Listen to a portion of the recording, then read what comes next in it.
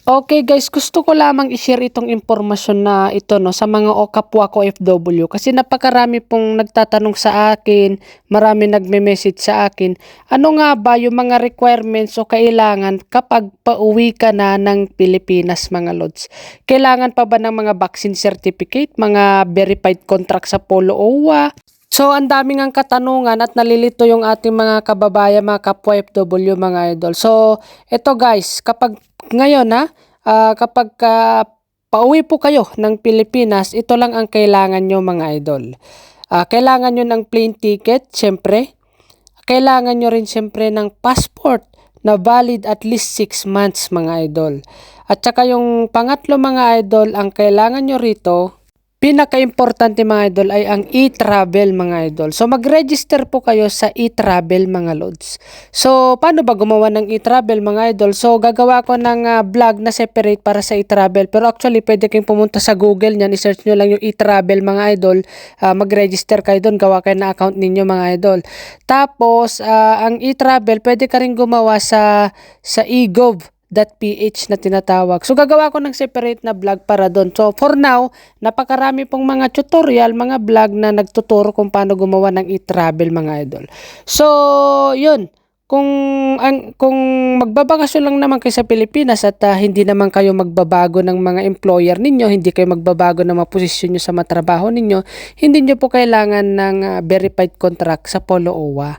Ayun mga idol. So, kailan ba kailangan kasi yung verified contract?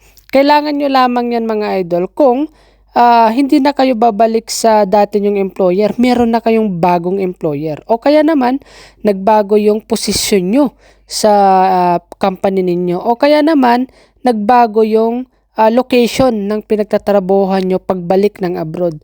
So, kailangan nyo pong ipakita yung verified contract nyo na yon na may mga pagbabago sa kontrata ninyo. No?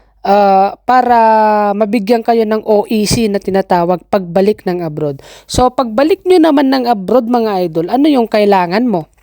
So normally kung wala namang nagbago sa mga employer mo, location mo o mga posisyon mo sa trabaho, pabalik ka sa dati mong employer, so sa online na lamang pong OEC, wala kang babayaran, na libre lang yan. So kailangan mo po ng OEC ulit, kailangan mo ng e-travel na naman mga idol pagbalik ng abroad, at kailangan mo na naman siyempre yung passport mo at saka yung ticket mo. So yun ang kailangan. So gaya ng sinabi ko mga idol, kailangan nyo ng verified contract kung nagbago kayo ng employer.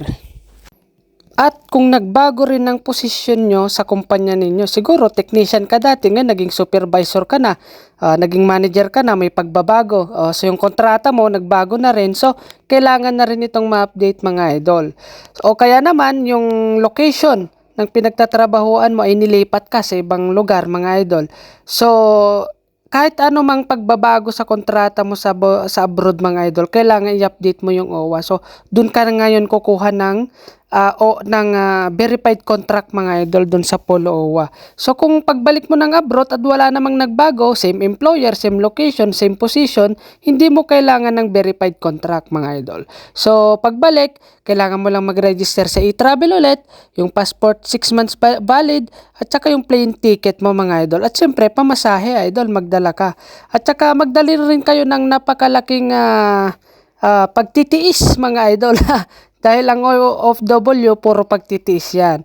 At anyway, punong-puno naman ng pag-asa ang mga idol sa abroad. At punong-puno ng pag-asa mga idol. So, yun lamang mga idol. Sosmar Joseph.